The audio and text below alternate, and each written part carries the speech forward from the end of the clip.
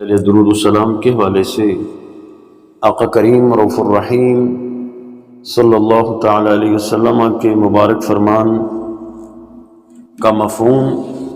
آپ حضرات کے ذوق و شوق میں اضافے کے لیے ہمارے آقا مولا صلی اللہ تعالی علیہ وسلم نے ارشاد فرمایا کہ جس نے میرا نام سنا اور مجھ پہ درود نہ پڑھا اس نے مجھ پہ ظلم کیا۔ تو ظاہر سی بات ہے ہم میں سے کوئی بھی یہ نہیں چاہتا کہ ہمارا شمار اس طرح کے جفاکاروں میں ہو، لہٰذا ہمیں ذوق و شوق کے ساتھ اور کثرت کے ساتھ اپنے آقا مولا صلی اللہ تعالی علیہ وسلم پہ درود و سلام کے نذرانے پیش کرنے چاہیے تاکہ ہمارا شمار جفاکاروں میں نہ ہو اور وفاداروں میں ہو۔ آج کے جمعۃ المبارک کے اس نشست میں ہم نے آپ حضرات سے گفتگو کے لیے جس عنوان کا انتخاب کیا ہے وہ امت مسلمہ کی ایک بہت ہی عظیم شخصیت امام الائمہ، جن کو سراج الائمہ بھی کہا گیا، امام اعظم ابو حنیفہ رحمہ اللہ کے حوالے سے آج گفتگو کی جائے گی، کیونکہ 2 شعبان المعظم کو آپ کا یوم وصال ہے، اور آج چونکہ یہ ماہ شعبان المعظم کا یہ پہلا جمعۃ المبارک ہے، تو اس حوالے سے میں ابتداً اس مہینے کے بارے میں جو ہمارے آقا مولا صلی اللہ تعالی علیہ وسلم کا مشہور و معروف قول ہے اور آپ کی مبارک فرمان کا مفہوم اور بلکہ متن کے آقا کریم صلی اللہ تعالی علیہ وسلم نے ارشاد فرمایا شعبان شہری و رمضان شہر اللہ، کہ شعبان میرا مہینہ ہے اور رمضان اللہ کا مہینہ ہے۔ یہ ہمارے آقا مولا صلی اللہ تعالی علیہ وسلم کا مبارک مہینہ ہے، اور اس کو حضور نے اپنی طرف نسبت من جملہ اور بہت سی وجوہات کے ایک اس وجہ سے دی کہ ام المومنین حضرت سیدہ عائشہ صدیقہ رضی اللہ تعالی عنہا فرماتی ہیں کہ جو ہی شعبان المعظم کا چاند طلوع ہوتا تھا تو ہمارے آقا مولا صلی اللہ تعالی علیہ وسلم جو پہلے ہی اپنے رب کی عبادت میں ہمہ وقت کمر بستہ رہتے تھے، اس مبارک مہینے میں آپ اور زیادہ عبادت کے لیے کمر بستہ ہو جاتے، اور آپ سب سے زیادہ رمضان المبارک کے علاوہ جس مہینے میں حضور روزے رکھتے تھے، رمضان کا تو ظاہر ہے پورا مہینہ ہی روزوں کا ہے، لیکن سب سے زیادہ حضور نے نفلی روزے جس مہینے میں رکھے ہیں وہ شعبان المعظم کا مہینہ ہے، اور ہمیں بھی یہی چاہیے کہ اس مبارک مہینے کی قدر کریں، اور جو اس میں برکتیں حاصل ہوتی ہیں اللہ سبحانہ و تعالی جو برکات عطا فرماتا ہے اس سے ہم اپنے حصے کی برکتیں سمیٹنے کی کوشش کریں۔ انشاءاللہ اس حوالے سے ہماری گفتگو بھی ہوگی، اور اللہ نے اگر چاہا تو آمدہ جمعۃ المبارک کو کچھ زکوٰۃ کے حوالے سے بھی میں عرض کروں گا، لیکن آج چونکہ امت مسلمہ کی ایک بہت ہی عظیم ترین ہستی کا ذکر مطلوب و مقصود ہے، اور ہم دین کی تفہیم اور تشریح کے لیے جس ہستی کی تقلید کرتے ہیں ان کا یوم وصال ہے، موقع ہے اس کا، تو اس لیے آج کچھ ان کی سیرت کے حوالے سے اور اسی حوالے سے تقلید کیا ہے، تقلید کس کو کہتے ہیں، اس کا بھی مختصر سا خلاصہ آپ حضرات کے لیے میں پیش کرنے کی کوشش کروں گا۔ اس سلسلے میں قرآن مجید فرقان حمید کی سورہ مبارکہ نساء کی آیہ نمبر 59 میں نے آپ کے سامنے تلاوت کی ہے، اس کا ایک پہلا حصہ، اور صحیح بخاری اور مسلم شریف کی احادیث بھی میں نے آپ کے سامنے پڑھی ہیں، ملتے جلتے الفاظ کے ساتھ ہیں، بخاری میں ہیں، مسلم میں ہیں۔ اسی حوالے سے انشاءاللہ آج کی اس نشست میں ہم گفتگو کریں گے تاکہ ہمیں یہ علم ہو، ہمیں یہ معلوم ہو کہ ہمارے جو امام ہیں ان کو اللہ سبحانہ و تعالی نے کتنا بڑا مقام اور مرتبہ عطا فرمایا ہے۔ قرآن مجید کی آیہ مبارکہ میں اللہ سبحانہ و تعالی نے، جو میں نے آپ کے سامنے اس کا ایک حصہ تلاوت کیا، اللہ سبحانہ و تعالی نے ارشاد فرمایا، یا ایھا الذین آمنوا اطیعوا اللہ واطیعوا الرسول واولی الامر منکم۔ ایمان والوں کو اللہ نے مخاطب فرماتے ہوئے ارشاد فرمایا کہ ایمان والو، اللہ کی اطاعت کرو، اللہ کے رسول کی اطاعت کرو، اور جو تم میں صاحبان امر ہوں، یعنی جو تم میں امر والے ہوں، جو اقتدار والے ہوں، جو حکومت والے ہوں۔ اعلیٰ حضرت نے اس کا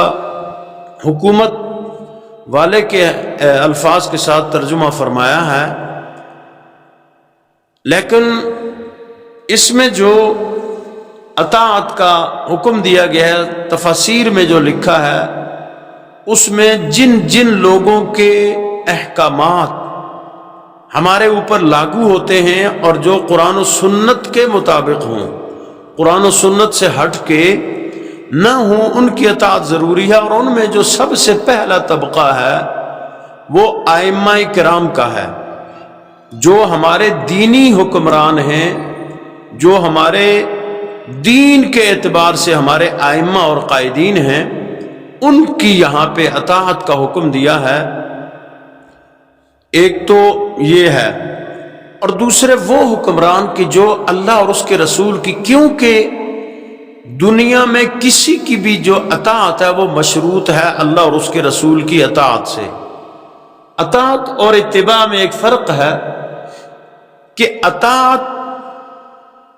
کہتے ہیں احکامات کو ماننا،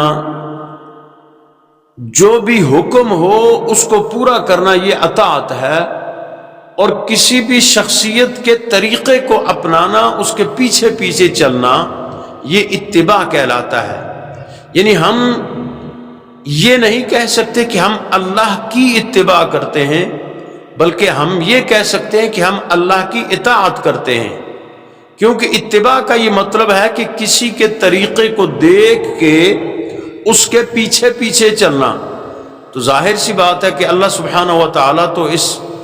جسم سے پاک ہے، وہ اپنی شان کے مطابق جیسا ہے، وہ ایک نور ہے، اور لا تدرکہ الابصار، آنکھیں اس کا احاطہ نہیں کر سکتی۔ اس لیے اتباع رسول اللہ صلی اللہ علیہ وسلم کی ہے، اور ان لوگوں کی اتباع ہے کہ جو رسول اللہ صلی اللہ تعالی علیہ وسلم کے طریقے پہ چلتے ہیں۔ یعنی جس طرح حضور نے ہمیں اپنی زندگی کے سارے امور خود کر کے دکھائے، آقا کریم صلی اللہ تعالی علیہ وسلم نے زندگی کے سارے امور ہمیں سکھائے، ایک مزدور سے لے کے ایک جرنیل اور حکمران تک کی سارے کے سارے نمونے ہمارے آقا مولا صلی اللہ علیہ وسلم کی سیرت مطہرہ میں موجود ہیں۔ اور حضور کس طرح کھاتے تھے، کس طرح پیتے تھے، کس طرح چلتے تھے، آپ کی عبادت کی کیفیت کیا تھی، آپ کے دیگر معمولات کیا تھے، یہ ہے ان کو دیکھ کے پیچھے چلنا اتباع کہلاتا ہے۔ اطاعت مشروط ہے اللہ اور اس کے رسول کی اطاعت سے۔ تو جو ائمہ کی تقلید ہے، اس پہ بڑی دلیلوں میں سے جو ایک سب سے بڑی دلیل ہے وہ یہی سورہ نساء کی آیہ مبارکہ ہے، اور بھی قرآنی آیات ہیں اور احادیث مبارکہ ہیں، لیکن چونکہ وقت ہمارا بہت مختصر ہوتا ہے، اس لیے میں نے یہ آیہ مبارکہ پیش کی، اس کا بلکہ ایک حصہ، کہ ہم جو تقلید ائمہ جو ہوتی ہے وہ دین کی تفہیم کے لیے ہے، دین کی تشریح کے لیے ہے، اور دین کو کما حقہ اپنے اوپر لاگو کرنے کے لیے ہے۔ یہ اس لیے ہے کہ قرآن کریم میں اجمالاً بیان ہوا ہے، اور حدیث پاک میں کسی حد تک تفصیل ہے، لیکن مکمل جو تفصیلات ہیں وہ علم فقہ میں ہوتی ہیں۔ اب مثلا ایک ہی عنوان پہ مختلف فرامین احادیث مبارکہ میں موجود ہوتے ہیں۔ مثلا پانی پینے کے حوالے سے ایسی احادیث بھی ہیں کہ جن میں یہ ہے کہ آپ نے بعض اوقات کھڑے ہو کے بھی پانی پیا۔ اسی طرح یہ حدیث پاک بھی ہے او کما قال کہ جب تم گوشت کھاؤ تو وضو کرو۔ اسی طرح سورہ فاتحہ کے حوالے سے احادیث ہیں۔ ایک حدیث یہ ہے کہ امام کی قرات مقتدی کی قرات ہے، ایک حدیث یہ ہے کہ جب تک آپ فاتحہ نہیں پڑھیں گے تو نماز نہیں ہوگی۔ علی ھذا القیاس، بلکہ یہ حدیث بھی ہے کہ انسان جوتوں سمیت بھی نماز پڑھ سکتا ہے۔ اب ظاہر سی بات ہے کہ کوئی بندہ محض یہ کہے کہ میں بغیر کسی سمجھنے کے میں نے حدیث شریف چونکہ پڑھ لی تو اب میں جب بھی نماز پڑھوں گا تو میں جوتے پہن کے پڑھوں گا، ایسا تو نہیں ہو سکتا۔ اب ان حدیث کو چھانٹنا، ان کی تشریح کرنا، ان کو سمجھنا اور ان پہ پھر ایک حکم کو فائنل کر دینا، یہ فقہ کہلاتا ہے۔ علم فقہ کہ بھئی پانی کے کھڑے ہونے پہ بھی حدیث ہیں، بیٹھ کے پینے پہ بھی حدیث ہیں اور کثرت کے ساتھ ہیں، اسی طرح سورہ فاتحہ کے پڑھنے پہ بھی ہیں، نہ پڑھنے پہ بھی ہیں۔ تو اب عمل کس پہ کیا جائے؟ اسی طرح رفع یدین اور عدم رفع یدین کے حوالے سے بھی حدیث ہے۔ تو عمل کس پہ کیا جائے، اس کو سمجھنا، اس کو پرکھنا، یہ ہر بندے کے بس کی بات نہیں ہے، یہ فقہائے کرام کا کام ہے۔ فقہائے کرام اس بات کو سمجھتے ہیں، وہ غور کرتے ہیں، قرآن و سنت کے پورے ایک مزاج کو سامنے رکھ کے پھر فیصلہ کرتے ہیں کہ بھئی اس حدیث پہ ان میں سے کس حدیث پہ اب عمل کیا جانا چاہیے، اور جس کو وہ طے کر لیتے ہیں کہ بھئی اب اس حدیث پہ عمل کیا جائے اور اس کو آگے وہ اس کا حکم جاری کر دیتے ہیں، یہ علم فقہ کہلاتا ہے۔ اور اس کی مثال ہمارے آقا مولا صلی اللہ تعالی علیہ وسلم کے دور میں ہمارے بعض حضرات کہتے ہیں کہ یہ علم فقہ کوئی نئی بات نکال دی گئی ہے۔ آقا کریم صلی اللہ تعالی علیہ وسلم نے ایک مہم پہ کچھ صحابہ کرام کو بھیجا اور آپ نے ارشاد فرمایا کہ تم نے اس مقام پہ جا کے جہاں جس منزل کے لیے حضور نے بھیجا تھا، آپ نے فرمایا کہ تم نے وہاں جا کے نماز عصر ادا کرنی ہے۔ اب جب وہ صحابہ کرام چلے تو اب بھی وہ منزل پہ پہنچے نہیں تھے کہ عصر کا وقت داخل ہو گیا، ابھی وہ اس مقام پہ نہیں پہنچے تھے۔ تو عصر کا جب وقت داخل ہوا تو بعض صحابہ کرام نے کہا کہ بھئی اب تو نماز عصر کا وقت ہو چکا ہے، داخل ہو چکا ہے وقت، لہذا ہم نماز عصر پڑھ لیں۔ تو جو دوسرے صحابہ تھے،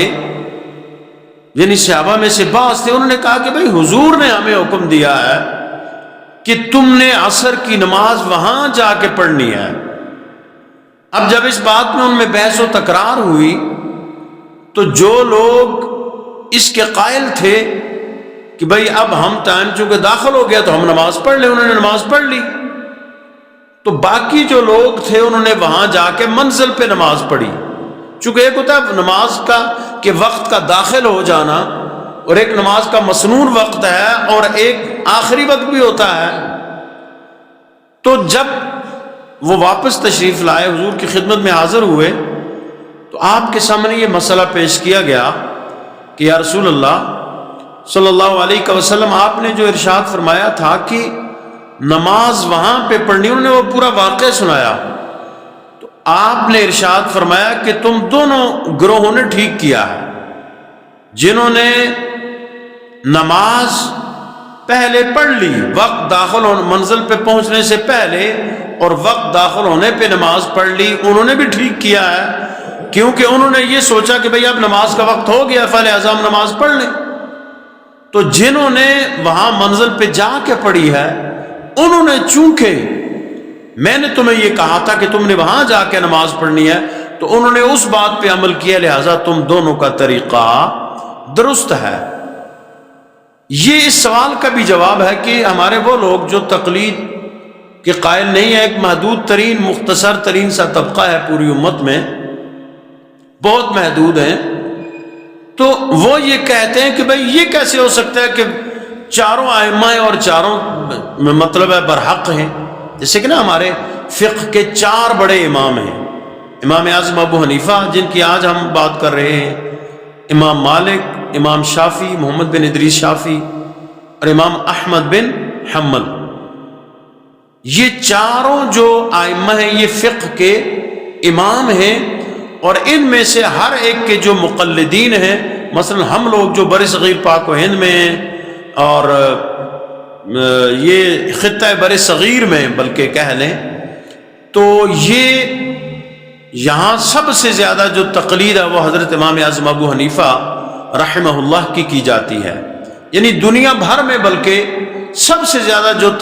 مقلد ہیں وہ امام ابو حنیفہ رحمہ اللہ کے ہیں۔ اس طرح حضرت امام مالک بن انس ہیں، ان کے مقلدین ہیں، امام احمد بن حنبل ہیں، ان کے مقلدین ہیں۔ عرب خطوں میں زیادہ تر مالکی اور حنبلی اور شوافع ہیں، یہ جو عام طور پہ سعودی عرب کے حوالے سے کہا جاتا ہے کہ وہ مقلد نہیں ہے، تو ایسا نہیں ہے، وہاں وہ فقہ حنبلی پہ عمل کرتے ہیں، وہ حنبلی امام احمد بن حنبل کی فقہ پہ وہاں زیادہ تر عمل کیا جاتا ہے، اگرچہ انہوں نے دین کو اب اپنی مرضی کا بنا لیا ہے، جدھر چاہتے ہیں ادھر مروڑ دیتے ہیں، لیکن بنیادی طور پہ ان کے جو مسائل ہیں، جو نماز ہے، وہ فقہ حنبلی کے تحت ہوتی ہے۔ اور یہ بھی میں آپ کی خدمت میں عرض کروں کہ 1300 سال کے قریب عرصہ حرم شریف میں 4 مصلے رہے ہیں، یعنی 4 مصلے تھے۔ حنفیوں کے لیے الگ امام ہوتا تھا، شوافع کے لیے الگ امام ہوتا تھا، موالک کے لیے الگ امام ہوتا تھا، اور حنابلہ کے لیے الگ امام ہوتا تھا۔ اور ایک فقہ کی جب امامت ہوتی تھی تو لوگ اس فقہ کے متعلقہ لوگ اس کے پیچھے نماز پڑھتے تھے۔ پھر جب یہ نجدی حکومت آئی تو انہوں نے یہ سارے مصلے ختم کر کے مزارات وغیرہ کو بھی مسمار کر کے بس انہوں نے پھر وہ اپنا ایک سسٹم چلا لیا۔ اب جو ہے نا وہ ایک ہی مصلی ہے اور ایک ہی امام ہے، لیکن وہ حنابلہ ہیں، فقہ حنبلی کے حامل ہوتے ہیں وہ لوگ، اگرچہ وہ بہت سی چیزیں انہوں نے بیچ میں اپنی مرضی سے بھی داخل کر لی ہیں۔ تو یہ بنیادی طور پہ تقلید کے حوالے سے جو میں نے کہا تھا کہ تقلید دین کو سمجھنے کے لیے ہے، قرآن و سنت کو سمجھنے کے لیے ہے۔ اور یہ ہمارے وہ لوگ مغالطہ ڈالنے والے جب یہ مغالطہ ڈالتے ہیں، کہتے ہیں جی تو آپ تو امام ابو حنیفہ کو امام سمجھتے ہیں، ہم تو امام حضور کو سمجھتے ہیں، تو یہ بہت بڑی مطلب ان کا مکر ہے اور فریب ہے۔ بنیادی طور پہ ہم امام اعظم ابو حنیفہ کو امام اس لیے سمجھتے ہیں کہ انہوں نے حضور کے فرامین کی تشریح کی ہے، حضور کے فرامین کو ہمارے سامنے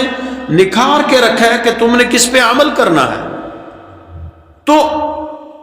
امام اعظموں نے اس لیے کہا جاتا ہے کہ وہ اپنے دور کے، جس طرح ہمارے یہاں اصطلاح ہے نا قائد اعظم محمد علی جناح لوگ کہتے ہیں، قائد اعظم کا مطلب بہت بڑا قائد، تو ظاہر سی بات ہے محمد علی جناح صاحب سے تو بہت پہلے بہت بڑے قائدین بھی آئے تھے، لیکن اس کا مطلب یہ ہے کہ اپنے دور کے جو سب سے بڑے قائد تھے وہ کون تھے؟ محمد علی جناح۔ اسی طرح جب ہم امام اعظم ابو حنیفہ کہتے ہیں تو اس کا یہ مطلب نہیں ہے کہ وہ کوئی معاذ اللہ ہم یہ کہتے ہیں کہ وہ صحابہ کرام سے بھی بڑے امام تھے، ایسا نہیں ہے، بلکہ چونکہ آپ تابعی تھے، یعنی تابعی اس کو بولتے ہیں کہ جس نے ایمان کی حالت میں رسول اللہ صلی اللہ علیہ وسلم کے صحابی کا دیدار کیا ہو، اس کی زیارت کی ہو۔ اور امام صاحب کے تو اساتذہ میں صحابہ کرام تھے، یعنی آپ نے براہ راست حضرات صحابہ کرام سے بھی اکتساب فیض کیا ہے، اس لیے آپ تابعی تھے۔ اور ظاہر سی بات ہے تابعی کا جو رتبہ ہوتا ہے وہ صحابی سے کم ہوتا ہے، تابعی سے صحابی کا درجہ بلند ہوتا ہے۔ تو امام صاحب جو تھے اس لیے انہیں امام اعظم کہا جاتا ہے کہ وہ اپنے دور کے سب سے بڑے امام تھے۔ قرآن مجید کہ اس آیہ کے تحت جو میں نے آپ سے یہ تقلید کے حوالے سے مختصر سی گفتگو کی، چونکہ ہم سیرت امام اعظم کے حوالے سے آج بات کرنے جا رہے ہیں، تو یہ آپ کے ذہن میں ہونا چاہیے کہ مسلمان کی اطاعت کا جو معیار ہے، مسلمان کی جو اتباع کا معیار ہے، وہ اللہ اور اس کے رسول کے احکامات ہیں، وہ شریعت ہے۔ مسلمان صرف اسی کی اطاعت کرے گا اور اسی شخصیت کی اتباع کرے گا کہ جو قرآن و سنت کے سانچے میں ڈلی ہوئی ہو، جو قرآن و سنت پہ عمل کرنے کو اپنے ایمان کا حصہ سمجھتی ہو۔ تو تقلید کا یہ ہرگز مطلب نہیں ہے کہ کوئی رسول اللہ صلی اللہ علیہ وسلم کو وہ کہتے نہیں جی ہم تو صرف قرآن و سنت پہ چلتے ہیں، آپ تو فقہ کو مانتے ہیں، ہم تو قرآن و سنت کو مانتے ہیں، تو یہ بہت بڑا مغالطہ ڈالتے ہیں، کیونکہ ہر بندے کے بس کی بات نہیں ہے قرآن و سنت کو سمجھنا۔ ہر بندہ، یہ کیسے ہو سکتا ہے کہ مجھے ایک فن کی ابجد کا بھی نہ پتہ ہو اور میں اس فن میں ایکسپرٹ اور ماہر ہونے کا دعویٰ کروں؟ کوئی بھی دنیا کا آپ فن لے لیں، آپ جب کیس کسی وکیل کے سپرد کرتے ہیں تو آپ دیکھتے ہیں بھائی بہت بڑا وکیل ہونا چاہیے، اس کے پاس قانون کی ڈگری ہونی چاہیے، بلکہ اگر وہ بیرسٹر ہو تو اور زیادہ بہت اچھی بات ہے۔ یعنی قانون کے ماہر ترین بندے کو آپ کو علاج کروانا چاہتے ہیں تو آپ اچھے اور اسپیشلسٹ ڈاکٹر کے پاس جاتے ہیں کہ بھئی میرا یہ علاج کرے۔ تو دین کیسے ایک عام بندہ جو اردو کی کتاب پڑھ لے اور وہ یہ کہے جی کہ میں تو دین کو سمجھتا ہوں، آپ مجھ سے دین سیکھیں، ایسا تو نہیں ہو سکتا۔ پھر ہر بندہ قرآن و سنت کو پرکھ نہیں سکتا۔ اس لیے یہ بات یاد رکھیں کہ ائمہ کی جو تقلید ہے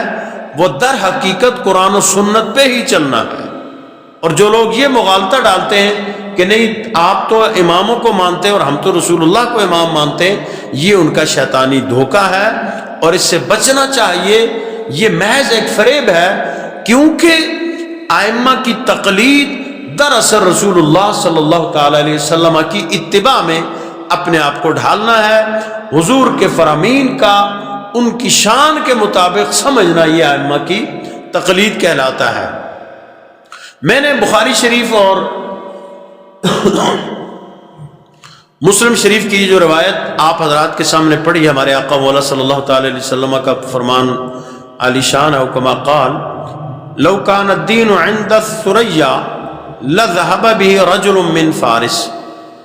یہ بخاری شریف کے الفاظ ہیں، اور مسلم شریف کے الفاظ یوں ہیں کہ لو کان الدین عند الثریا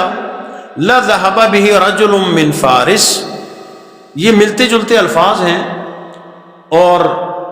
ان میں ہمارے آقا مولا صلی اللہ تعالی علیہ وسلم کے یہ جو فرامین ہیں، اگرچہ کسی شخصیت کا یہاں نام نہیں ہے۔ ایک حدیث پاک میں جو بخاری شریف والی، اس میں ہمارے آقا مولا حضرت ابو ہریرہ اس کے راوی ہیں، اور آقا کریم صلی اللہ تعالی علیہ وسلم نے حضرت سیدنا سلمان فارسی رضی اللہ تعالی عنہ، جو حضور کے اجلہ صحابہ کرام میں سے ایک تھے، ان کے مبارک کندھے پہ حضور نے اپنا دست اقدس رکھتے ہوئے یہ ارشاد، چونکہ حضرت سلمان فارسی اجمی تھے، اور فارس مت ایران کو اس وقت دو بڑی سلطنتیں تھیں نا، جیسے آپ کو پتہ بھی ہوگا، تاریخ پڑھی ہوگی،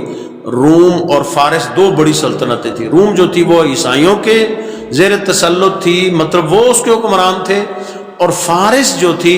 وہ پارسی اور یہ جو آتش پرست مجوسی لوگ ہیں وہ اس پہ حکمران تھے۔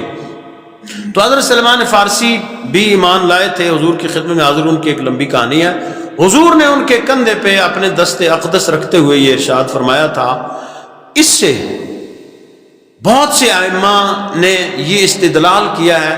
جن میں سے ایک بہت بڑی شخصیت ہیں امام جلال الدین سیوطی رحمہ اللہ۔ اور امام سیوطی بہت ہی خوش قسمت شخصیت تھے کہ جن کو آقا مولا صلی اللہ تعالی علیہ وسلم کا عین عالم بیداری میں بھی دیدار ہوا تھا۔ تو امام سیوطی من جملہ ان ائمہ میں سے ایک جو اس کے قائل ہیں کہ اس سے مراد حضرت امام اعظم ابو حنیفہ رحمہ اللہ ہے، کیونکہ آقا کریم صلی اللہ تعالی علیہ وسلم کے جو فرامین ہیں، حضور کی جو احادیث ہیں، اور جو قرآن کریم کا علم ہے، اس کو امام صاحب نے اتنے آسان اور سہل انداز میں بنا کے امت کے سامنے پیش کیا کہ امت کو اب دین پہ چلنے میں کوئی کنفیوژن نہیں ہے۔ تو امام صاحب کو اس کا مصداق قرار دیا ہے جو اجلہ ائمہ ہیں۔ تو اس لیے کہا جا سکتا ہے کہ ہمارے آقا و مولا او کما قال، ہمارے پاس یہ سب سے بڑا اچھا ایک ذریعہ ہے بچنے کا کہ بھائی، کیونکہ ظاہر سی بات ہے جو حضور کی طرف کسی قول کی نسبت کرے گا جو حضور نے نہ فرمایا ہو تو حضور نے واضح ارشاد فرما دیا، پھر وہ اپنا ٹھکانہ جہنم میں بنا لے۔ آج کل اب بہت سی چیزیں بیچ میں ایسے ضمنوں میں عرض کر دوں، یہ سوشل میڈیا پہ آتی ہیں، بعض جگہوں پہ چھوٹے چھوٹے رسائل میں لوگ کہہ دیتے ہیں یہ حضور کا فرمان ہے، حضور کا فرمان ہے، حالانکہ بڑی تحقیق کے ساتھ ان میں سے ایک یہ بھی ہوتا ہے نا کہ ویسے میرے ذہن میں آ گیا کہ جی رمضان کی مبارک ہے، لوگ کہتے ہیں جی پہلا روزہ 22 یا 23 مارچ کا تو واضح ہو گیا ہے روزہ، تو کہتے ہیں جی پہلا روزہ 22 مارچ کو ہو گئے تھے، ساتھ جو کہتے ہیں جی حضور نے فرمایا کہ جو سب سے پہلے رمضان کی خبر دے گا اس پہ جہنم کی آگ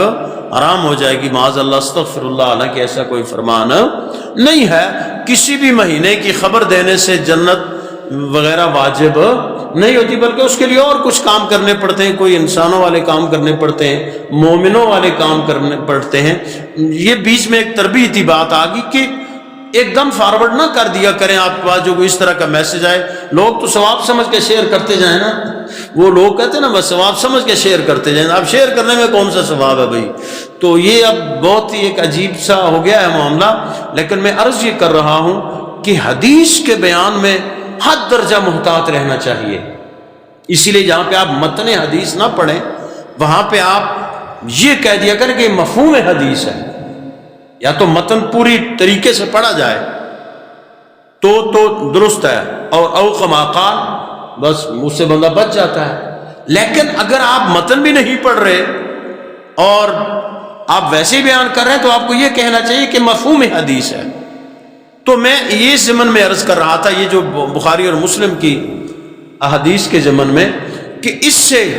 ائمہ کی ایک بڑی جماعت نے اس طرف اشارہ کیا ہے کہ اس سے مراد، چونکہ ہمارے آقا کریم صلی اللہ تعالی علیہ وسلم کو اللہ نے وہ علم عطا فرمایا تھا، جیسے حدیث معراج کے موقع پہ میں نے حدیث شریف پیش کی تھی، حضور کو اللہ نے وہ آسمان اور زمین کا علم عطا فرما دیا تھا۔ یہ کوئی اس میں شک کی بات، جو شک کرے اس کا اپنا ایمان شک میں ہو سکتا ہے، حضور کے علم پہ کوئی شک نہیں کیا جا سکتا۔ تو حضور کو اس کا علم تھا کہ ایک شخصیت ایسی ہوگی میری امت میں کہ جو لوگوں کو دین آسان کر کے لوگوں کے سامنے پیش کرے گی۔ تو حضور کا اشارہ اس طرف مانا گیا ہے بعض شارحین کی طرف سے، ائمہ کی طرف سے، کہ اس سے مراد حضرت امام اعظم ابو حنیفہ رحمہ اللہ تعالی ہیں۔ اور بنیادی طور پہ آپ جو ہے نا وہ فارسی النسل تھے، بلکہ آپ کے آباء و اجداد جو تھے وہ کابل افغانستان کے تھے، اور پھر آپ کے بزرگوں نے ہجرت کی، آپ کا جو مطلب ہے جائے ولادت ہے وہ کوفہ ہے، بلکہ آپ کے جو دادا جان تھے نعمان بن مروان، غالباً ان کا نعمان بن مروان ان کا اسم گرامی تھا، وہ آپ کے والد جو حضرت ثابت جن کا اسم گرامی تھا، ان کو حضرت مولا کائنات حضرت مولا علی کی خدمت میں بھی پیش کرنے کے لیے لے گئے تھے، اور حضرت مولا علی نے ان کے لیے برکت کی دعا بھی فرمائی تھی۔ یہ بھی روایات میں موجود ہے۔ اور امام صاحب آپ کے اساتذہ میں ایسی ایسی عظیم شخصیات تھیں کہ بلکہ 5 صحابہ کرام، جو 5 صحابہ کرام ہیں، میں نے یہاں ان کے اسماء گرامی بھی لکھے ہوئے ہیں، جن سے آپ کی ملاقات ثابت ہے، اور ان سے فیض، ظاہر سی بات ہے فیض کی اخذ کرنے کے بہت سے طریقے ہوتے ہیں۔ ہمارے ہاں طریقت میں، نقش بندیہ میں ایک اصطلاح ہوتی ہے کہ بھئی رابطہ، تو رابطے کا مطلب یہ ہوتا ہے کہ روحانی اعتبار سے اپنے مرشد سے فیض کا اخذ کرنا، یہ رابطہ کہلاتا ہے۔ تو ظاہر سی بات ہے حضور کے صحابی کا دیدار ایمان کی حالت میں کرنا یہ بہت بڑی سعادت کی بات ہے۔ جن 5 صحابہ کرام سے آپ کی ملاقات اور ان سے فیض اخذ کرنے کا پہ اتفاق ہے مورخین کا، ائمہ کا، ان میں سے حضرت انس بن مالک، حضرت عبداللہ بن انیس، حضرت عبداللہ بن حارث، حضرت عبداللہ بن ابی اوفا اور حضرت واصلہ بن اسقا رضی اللہ تعالی عنہم شامل ہیں۔ یعنی گویا آپ تابعی بھی ہیں، اور پھر آپ نے جن شخصیات سے اکتساب علم کیا، اکتساب فیض کیا، ان میں اپنے وقت کے اجلہ ائمہ اور محدثین شامل تھے۔ یہاں ہمارے بعض حضرات یہ بھی مغالطہ پیدا کرنے کی کوشش کرتے ہیں کہ امام صاحب علوم فقہ کے ماہر تھے، علم حدیث سے کوئی آپ کو خاص وہ اس طرح کی بات کرتے ہیں، لیکن یاد رکھیں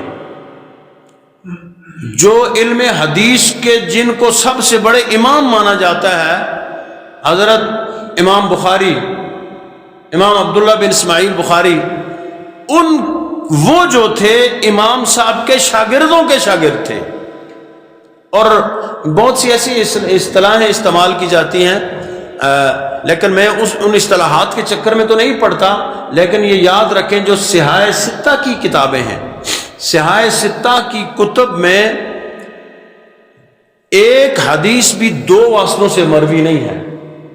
صحاح ستہ کی کتب میں، جبکہ صحیح بخاری میں جو امام بخاری رحمہ اللہ نے 3 واسطوں سے جو روایت کی، یعنی 2 واسطوں سے تو کوئی ایک بھی نہیں ہے۔ یہ تھوڑی سی ٹیکنیکل بات ہے، اس میں تھوڑا سا علماء سمجھے، چونکہ یہ میرا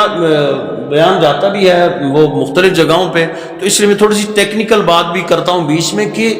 لوگ سمجھیں، جو لوگ یہ تقلید پہ مطلب ہے مغالطے ڈالتے ہیں، جو امام صاحب کے حوالے سے مغالطے ڈالتے ہیں، تاکہ ہمیں پتہ چلے کہ یار ہم جس امام کی تقلید کرتے ہیں کوئی عام انسان نہیں تھے، وہ تو وہ ہستی تھے کہ جنہوں نے براہ راست حضرات صحابہ کرام سے اکتساب فیض کیا ہے۔ اب صحاح ستہ کی جو کتب ہیں، کتب صحاح ہیں، ان میں سے 2 واسطوں سے مروی کوئی روایت نہیں ہے۔ بخاری شریف میں، یہ میں امام صاحب کی علم حدیث کے حوالے سے بات کر رہا ہوں کہ اللہ نے ان کو کتنا مقام عطا کیا تھا، جبکہ بخاری شریف میں 22 روایات ایسی ہیں کہ جو 3 واسطوں سے ہیں، اور ان میں سے جو 21 روایات ہیں وہ امام صاحب کے شاگردوں سے مروی ہیں۔ یعنی آپ اس سے اندازہ لگائیں کہ امام بخاری جیسے لوگ آج کل بعض ایسی اس طرح کی بات کرتے ہیں، امام بخاری جن کو امام المحدثین کہا جاتا ہے،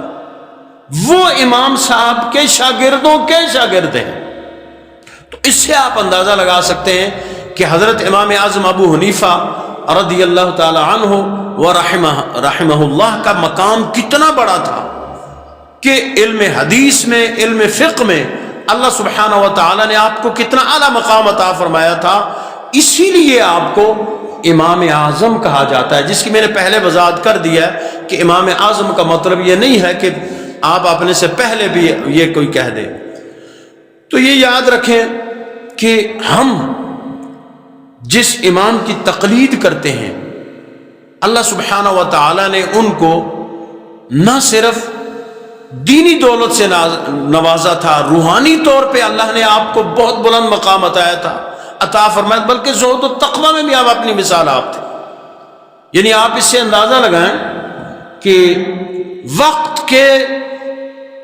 کامل جو اولیاء اعظام تھے وہ آپ کو سب سے بڑا زاہد بھی مانتے تھے۔ اور وہ بڑا مشہور آپ کا واقعہ ہے، ایک حضرت شقیق بلخی غالباً اس کو روایت کرتے ہیں کہ امام صاحب ایک دفعہ کہیں تشریف لے جا رہے تھے تو سامنے سے ایک شخص آیا، اور وہ شخص اچانک مطلب اس نے راستہ تبدیل کر لیا، اس نے اپنا راستہ تبدیل کر لیا۔ تو آپ نے اس کو بلایا اور پوچھا کہ بھئی تم نے اپنا راستہ کیوں تبدیل کیا؟ اس نے کہا کہ حضور میں آپ کا مقروض ہوں، آپ کے 10,000 درہم میرے، چونکہ امام صاحب بہت بڑے تاجر بھی تھے، وہ اسی لیے میں کہتا ہوں آج کل ہمارے علماء کو صرف اسی پہ نہیں اکتفا کرنا چاہیے کہ مسجد کمیٹی والے تنخواہ دیں گے تو ہم گزارا کریں گے، علماء کو ساتھ ساتھ اپنا کوئی فن ہونا چاہیے، اپنا کوئی کاروبار ہونا چاہیے تاکہ ان کو محتاجی نہ ہو، اور وہ ممبر پہ بیٹھ کے وہ بات کھل کے کہہ سکیں کہ جو قرآن و سنت کے مطابق ہو۔ ظاہر سی بات ہے جب آپ کو یہ محتاجی نہیں ہوگی کہ بھائی میری تنخواہ تو کمیٹی کی رضا سے مشروط ہے، یا میرا کھانا یا میرا چلنا، تو پھر ظاہر سی بات آپ نے تو وہ بات کرنی ہے جو صحیح معنوں میں، اور اگر اس طرح نہ ہو تو بعض جگہوں پہ تو آپ باقاعدہ طور پہ ایس او پیز بنائے نہ کریں کہ جناب آپ نے اس موضوع پہ بات کرنی ہی نہیں ہے، حالانکہ یہ ممبر رسول کا حق ہے، اس پہ ہمیشہ جو سیدھی بات ہو بالکل، ہاں حکمت سے مطلب جادلہم باللتی ہی احسن، ہمیں قرآن کریم نے حکم دیا ہوا ہے، لیکن ایسے زبان کو توڑ مروڑ کے یا اس طرح ایسی مسئلتیں، ان کے لیے میں ایک لفظ استعمال کرتا ہوں جو یہاں پہ ظاہر سی بات ہے میں نہیں کروں گا، لیکن دین کو اگر صحیح معنوں میں آپ نے لوگوں کے سامنے رکھنا ہے تو ہمارے علماء کو بھی معیشت کے میدان میں بھی خود مختار ہونا ہوگا، تاکہ وہ کھل کے دین کی بات کریں، دین کے حوالے سے وہ گفتگو کریں۔ تو عرض میں یہ کر رہا تھا کہ وہ بہت بڑے تاجر بھی تھے، تو آپ کا ظاہر سی بات ہے 10,000 درہم ایک بندے کے اوپر مطلب آپ کا قرضہ تھا، تو وہ ایک دم، تو آپ نے آپ کی خدا خوفی ملاحظہ کریں کہ آپ نے ارشاد فرمایا کہ تو اس وجہ سے ڈرا کہ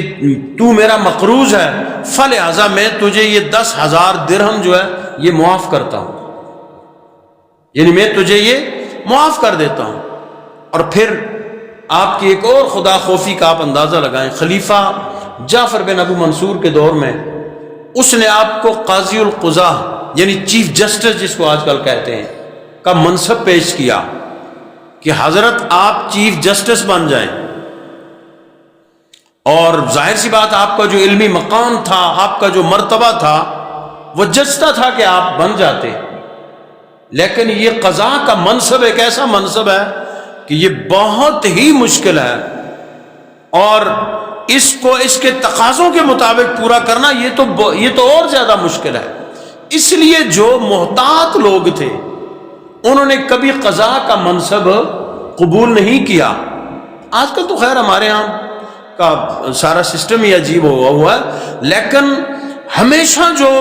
تقوی والے لوگ تھے، خشیت والے لوگ تھے، جن کے اندر تقوی کی کیفیت کوٹ کوٹ کے سمجھنے بھری ہوئی تھی، انہوں نے اس منصب کو کبھی قبول نہیں کیا۔ اور ہوا کیا، ظاہر سی بات اس وقت ایک بڑا ڈکٹیٹرشپ کا ایک وقت تھا، لوگ مطلب بہت زیادہ یعنی جو وقت کے حکمران تھے، ہم وہ جب پڑھتے تھے گلستان سعدی اور بوستان، پتہ نہیں آپ کے نصاب میں ہوگی کہ نہیں، میرے والوں کو ہمارے تو ہے آلریڈی، تو ہم وہ پڑھتے تھے، تو ہم وہ بادشاہوں کے جو القاب ہیں نا جی وہاں پہ، تو جب وہ پڑھتے تھے تو ہم بہت حیران ہوتے تھے جی کہ یہ کتنے بڑے بڑے القاب۔ تو ہمارے استاد جی،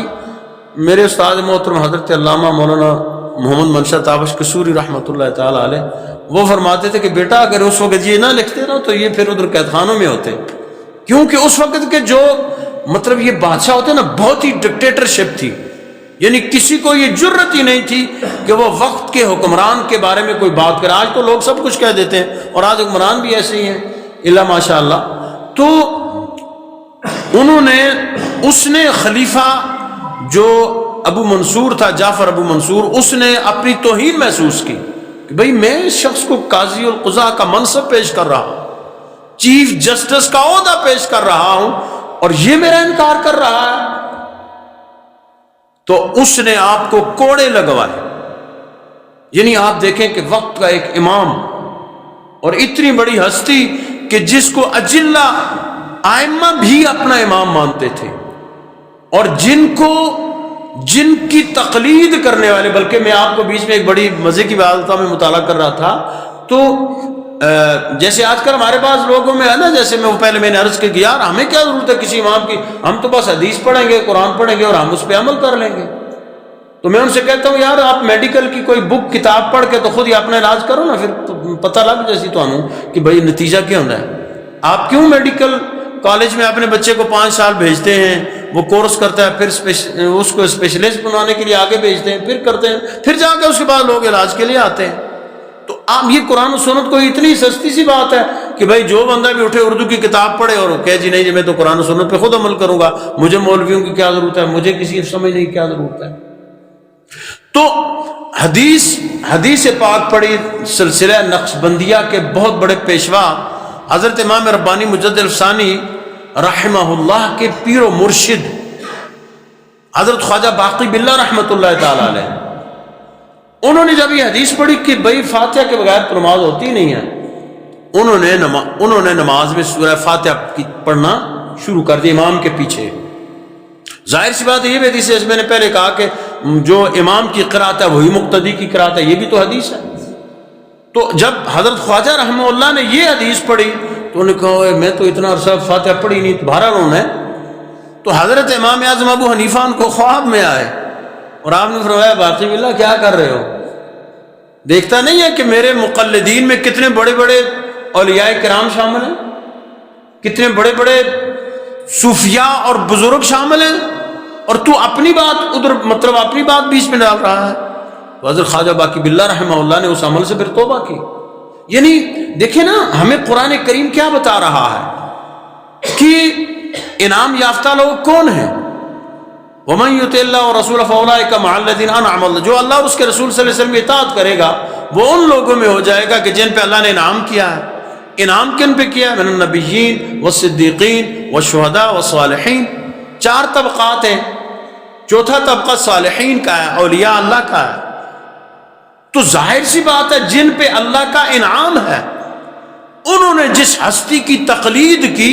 اس کا نام امام اعظم ابو حنیفہ ہے. اور ظاہر سی بات ہے اولیاء اللہ کا مطلب جو راستہ چنا ہوتا ہے وہ کیسے خلاف شرع ہو سکتا ہے. وہ ایک بات میں کہا کرتا ہوں ذوقاً ہی ہے کہ بھئی